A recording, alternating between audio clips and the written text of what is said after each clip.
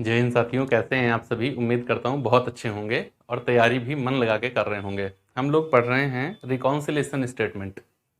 Reconciliation statement chapter नहीं है, chapter का नाम है reconciliation of cost and financial accounts, जिसके अंतर्गत हम लोग रिकॉन्सिलेशन स्टेटमेंट और रिकॉन्सिलेशन अकाउंट्स पढ़ेंगे, जिसके माध्यम से कॉस्ट अकाउंट और प्रॉफिट एंड लॉस अकाउंट के प्रॉफिट को मिलाने का काम किया जाएगा। तो आज से हमारा प्रैक्टिकल प्रॉब्लम सेशन स्टार्ट होगा। पहला क्वेश्चन और छोटा सा क्वेश्चन आज करेंगे हम लोग अपने पहले वीडियो में। मुझे यकीन ही नहीं, पूर्ण विश्वास है आपको वीडियो अच्छा लगेगा और चीज़ें आपको सरलतापूर्वक समझ में आएंगी। ध्यान रहे, जब कभी भी इस चैप्टर से रिलेटेड क्वेश्चन पूछा जाता है तो जरूरी नहीं है कि बहुत बड़ा ही क्वेश्चन पूछा जाए। कभी कभी बहुत छोटा सा भी क्वेश्चन पूछ लिया जाता है, जिसके अंदर केवल 7-8 इंफॉर्मेशन हो, बस ऐसा क्वेश्चन। तो किसी भी क्वेश्चन को छोटा न समझिएगा, यहाँ से किसी भी तरीके का क्वेश्चन आ सकता है। तो चलिए स्टार्ट करते हैं बिना किसी विलंब के आज का अपना ये सेशन, जहां हम लोग प्रैक्टिकल प्रॉब्लम एक करने वाले हैं साथ में मिलकर के। अगर वीडियो पसंद आए तो लाइक कमेंट शेयर जरूर करिएगा, और साथ में शेयर तो जरूर कर दीजिए अपने उन दोस्तों के साथ में जो कॉस्ट अकाउंटिंग अपने सिलेबस में पढ़ रहे हैं। तो क्वेश्चन का पीडीएफ आपको हमारे टेलीग्राम चैनल कॉमर्स विद वेद शिरा पे मिल जाएगा, और क्वेश्चन स्क्रीन पे भी आपको दिख रहा होगा। लिखा है, on the basis of following information calculate the amount of profit according to profit and loss account. वही हमें बताना होता है। इंफॉर्मेशन है, the profit according to cost accounts was ₹1,50,300। Second B point है, the factory according to cost accounts was under recovered by 4,000। Cost accounting में under recovered हुआ factory overheads 4,000 से। Administration expenses were under recovered in financial accounts by ₹1,500। Financial account में under recovered हुआ, मैंने कहा था दोनों तरफ से घुमाएगा। जब फाइनेंशियल अकाउंट्स में अंडर रिकवर्ड हुआ, इसका मतलब है जब दो ही अकाउंट है तो दूसरे में ओवर रिकवर्ड हो गया।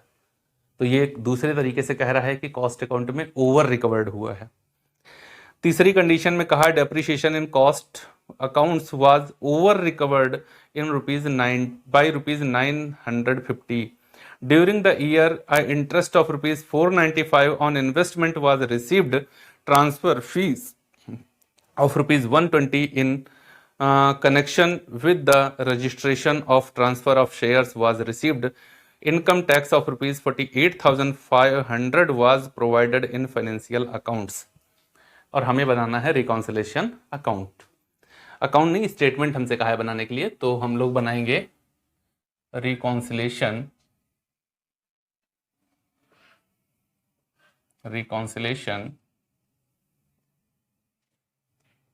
स्टेटमेंट।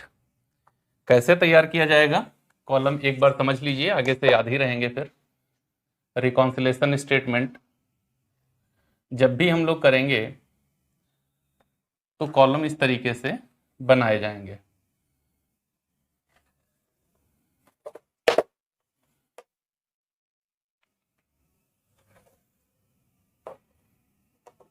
अमाउंट के दो कॉलम रहते हैं, पार्टिकुलर्स अमाउंट, दो कॉलम के साथ में रिकॉन्सिलेशन स्टेटमेंट तैयार किया जाएगा।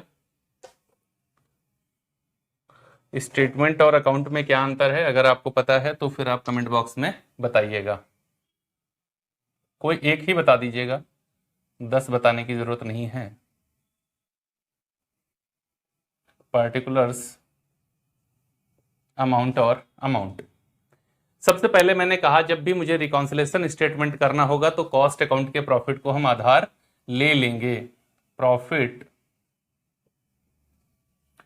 As per cost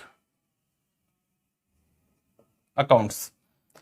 cost account के अकॉर्डिंग जितना प्रॉफिट होगा, 1,50,300 का है, उसको दूसरे कॉलम में लिख देंगे 1,50,300।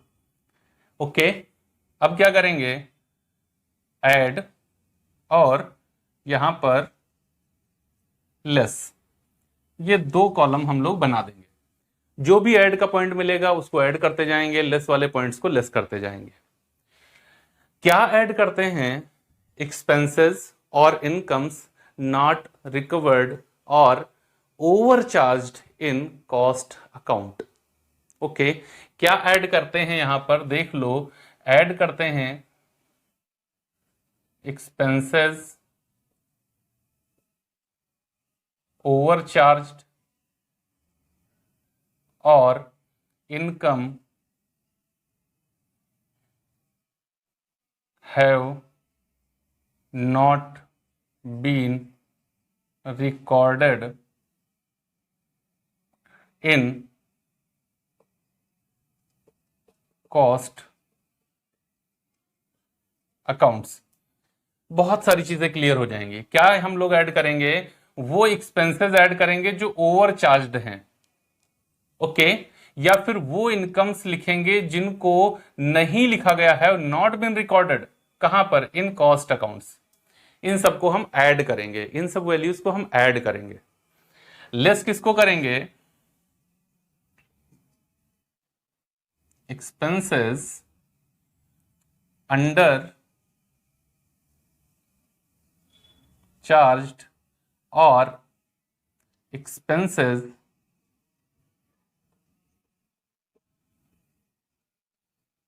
have not been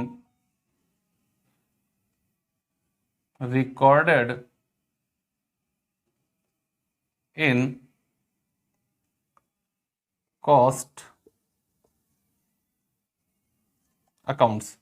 वो एक्सपेंसेस को लेस करेंगे जो अंडर चार्ज्ड हैं, या फिर उन एक्सपेंसेस को लेस करेंगे जो नहीं लिखे गए, नहीं रिकॉर्ड किए गए, कहां पर, कॉस्ट अकाउंट के अंतर्गत। बस ये करना है हमको। तो एक एक पॉइंट पढ़ते चलो। सबसे पहले लिखा है फर्स्ट पॉइंट, मतलब बी पॉइंट में, the factory according to cost accounts was under recovered by ₹4,000। Factory overheads under recovered by 4,000। क्या अंडर रिकवर्ड, मैंने यहां देखो अंडर रिकवर्ड मुझे कहां मिल गया, अंडर चार्ज या अंडर रिकवर्ड को क्या करते हैं, लेस कर देते हैं। सो फर्स्ट पॉइंट में लिखेंगे factory overheads under recovered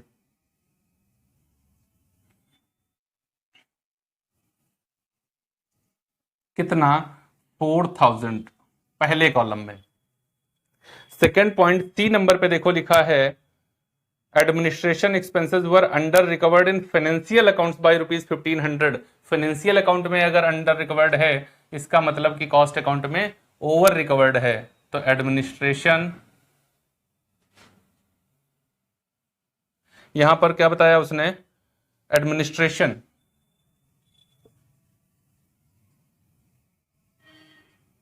overheads over recovered in cost accounts, कितना, 1,500। 1,500 से ओवर रिकवर्ड किया गया, तो इसको क्या करेंगे, ऐड कर देंगे। नेक्स्ट पॉइंट इसने बताया depreciation in cost accounts was over recovered by, cost account में क्या किया गया, डेप्रिसिएशन को 950 से ओवर रिकवर्ड किया गया, तो इसको ऐड करेंगे। Depreciation over recovered in cost account 950। ये थोड़ा कंजेस्टेड हो गया है मेरे पास एरिया, इस वजह से आपको थोड़ा एडजस्ट करना पड़ेगा। नेक्स्ट पॉइंट है during the year a interest of ₹495 on investment was received. Interest on investment एक फाइनेंशियल ट्रांजेक्शन है, फाइनेंशियल रेवेन्यू है, कॉस्ट में कभी नहीं लिखा जाता। और इनकम अगर है तो कॉस्ट में लिखी नहीं गई। तो मैंने क्या बताया था, इनकम को क्या करना है, ऐड करना है। अगर कोई इनकम हुई है, फाइनेंशियल टाइप की है, तो पक्का मानना, कहे या ना कहे, कॉस्ट में नहीं लिखी गई। और उस इनकम को मुझे क्या करना है, यहां ऐड में लिखना है, क्योंकि मैंने कहा था आय जोड़ो, इनकम को जोड़ो। Interest on investment, interest on 495। Next point है ड्यूरिंग द ईयर इंटरेस्ट हो गया। Transfer fees of ₹120 in connection with the registration of transfer of shares was received. Transfer fees भी नहीं लिखी जाती है कॉस्ट अकाउंट में, एक फाइनेंशियल रिसिप्ट है, फाइनेंशियल रिसिप्ट इनकम है, इनकम नहीं लिखी गई तो क्या कहा था, आय क्या करो जोड़ लो, इनकम को क्या करो ऐड कर लो। तो transfer fees,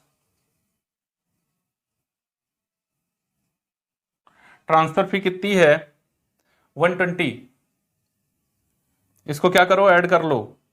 and last point है प्रोविजन फॉर इनकम टैक्स, ये क्या है, एक फाइनेंशियल नेचर एक्सपेंस है, और फाइनेंशियल एक्सपेंसेस को हम क्या करेंगे, देखो expenses have not been recorded in cost account, provision for income tax कभी लिखा ही नहीं जाता कहां, कॉस्ट अकाउंट में। इस वजह से क्या करेंगे, प्रोविजन फॉर इनकम टैक्स कितना 48,500। देखो पॉइंट कितने हो गए, 1 2 3 4 5 6 पॉइंट है हमारे। एक बार देख लेता हूं, 1 2 3 4 5 6, ठीक है। अब क्या करना है हमको, यहां पर लाइन खींचेंगे ऐसे, देखो जितना लिखना था सब लिख चुके हैं, जितना ऐड का पॉइंट है उसके ठीक नीचे हमने लाइन खींच दी, टोटल किया 5 5 2 7 9 7 16, 5 1 6 9 6 15, 15 और 5 20, 2 और 1 3, 3065 रुपीज। अब इसके साथ ऐड कर दो 5 6 3 3 5 1, 1,53,365 रुपीज हो गया। यहां लेके आ जाओ, इसको ऐड कर दो तो ये 500 हो गया, और 8 4 12 हो गया, 4 1 5 हो गया, 52,500 हो गया। इसको लेस कर दो तो 5 6, 13 से 5 जाएगा तो 8, 2 से 2 जाएगा तो 0, 5 से 5 जाएगा तो 0, और 1,08,000 सॉरी 1,0865, 1,0865। देखो पीएल का प्रॉफिट कहीं क्वेश्चन में दिया होगा, क्वेश्चन के अंदर पीएल का प्रॉफिट दिया नहीं है, लेकिन ये मेरा एग्जैक्ट आंसर है जो आ गया है। तो हमारा आंसर आ गया है, यहां पर ऐसे लाइन खींच के बंद करेंगे, profit as per PL account, और हमारा ये क्वेश्चन कंप्लीट हो चुका है। देखो हमारा प्रॉफिट था, प्रॉफिट एंड लॉस अकाउंट बता रहा था कि इतना प्रॉफिट है, कॉस्ट अकाउंट बता रहा था इतना प्रॉफिट है।